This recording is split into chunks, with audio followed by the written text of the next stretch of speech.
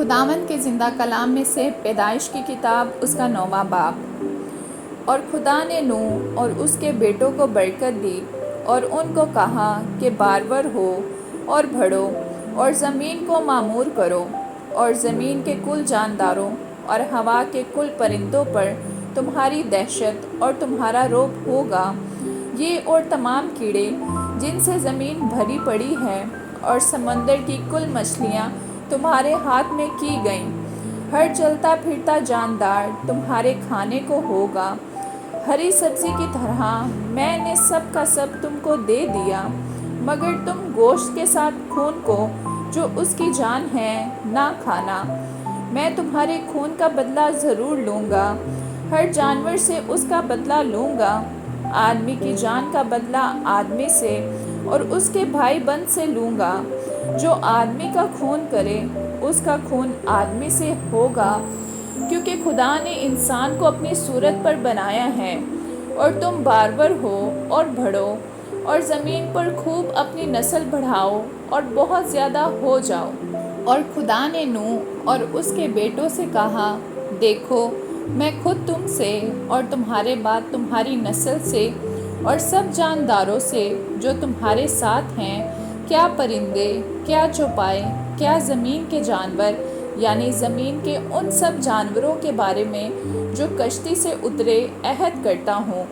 میں اس عہد کو تمہارے ساتھ قائم رکھوں گا کہ سب جاندار طوفان کے پانی سے پھر ہلاک نہ ہوں گے، اور نہ کبھی زمین کو تباہ کرنے کے لیے پھر طوفان آئے گا۔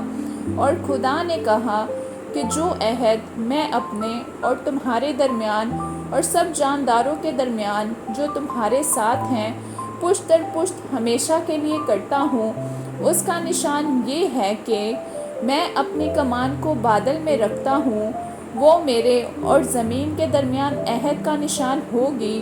اور ایسا ہوگا کہ جب میں زمین پر بادل لاؤں گا تو میری کمان بادل میں دکھائی دے گی۔ اور میں اپنے عہد کو جو میرے اور تمہارے اور ہر طرح کے جاندار کے درمیان ہے یاد کروں گا، اور تمام جانداروں کی ہلاکت کے لیے پانی کا طوفان پھر نہ ہوگا، اور کمان بادل میں ہوگی، اور میں اس پر نگاہ کروں گا تاکہ اس ابدی عہد کو یاد کروں جو خدا کے اور زمین کے سب طرح کے جانداروں کے درمیان ہے۔ پس خدا نے نوح سے کہا کہ یہ اس عہد کا نشان ہے جو میں اپنے اور زمین کے کل جانداروں کے درمیان قائم کرتا ہوں۔ نوح کے بیٹے جو کشتی سے نکلے سم، حام اور یافت تھے، اور حام کنعان کا باپ تھا۔ یہی تینوں نوح کے بیٹے تھے، اور انہی کی نسل ساری زمین پر پھیلی۔ اور نوح کاشتکاری کرنے لگا، اور اس نے ایک انگور کا باغ لگایا، اور اس نے اس کی مے پی، اور اسے نشہ آیا، اور وہ اپنے ڈیرے میں برہنہ ہو گیا۔ اور کنعان کے باپ حام نے اپنے باپ کو برہنہ دیکھا اور اپنے دونوں بھائیوں کو باہر آ کر خبر دی۔ تب سم اور یافت نے ایک کپڑا لیا اور اسے اپنے کندھوں پر دھرا، اور پیچھے کو الٹے چل کر گئے، اور اپنے باپ کی برہنگی ڈھانکی، سو ان کے منہ الٹی طرف تھے، اور انہوں نے اپنے باپ کی برہنگی نہ دیکھی۔ جب نوح اپنی مے کے نشہ سے ہوش میں آیا تو جو اس کے چھوٹے بیٹے نے اس کے ساتھ کیا تھا اسے معلوم ہوا۔ اس نے کہا کہ کنعان ملعون ہو، وہ اپنے بھائیوں کے غلاموں کا غلام ہوگا۔